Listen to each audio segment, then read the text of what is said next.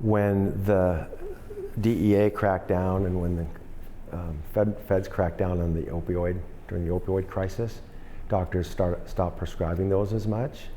So prior to 2019, most of our overdose deaths were oxycodone related. They would crush them up and smoke them off of aluminum foil, just like they're doing the fentanyl now.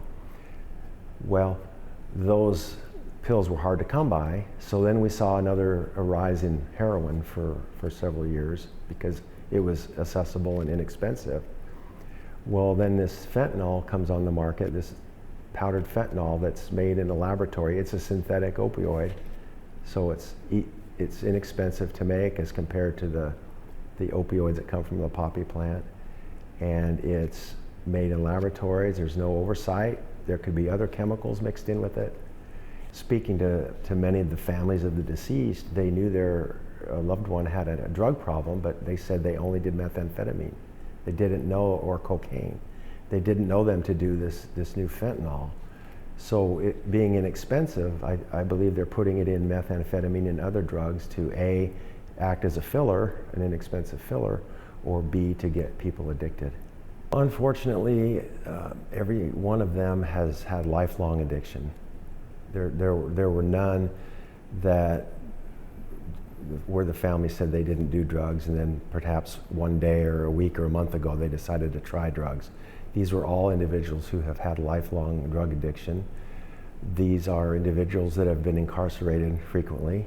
Of the 37 overdoses in Chelan County in 2024, 14 were homeless, 9 were truly homeless, living on the streets, and 5 were in transitional housing.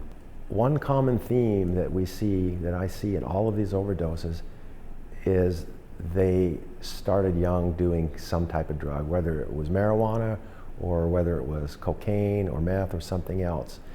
And when their body became used to tolerant to the drug that they were taking, they might have either had friends that say, oh, you should try this, or they decided to try something else to get a different high or a different feeling, and that's what takes them usually to the next level.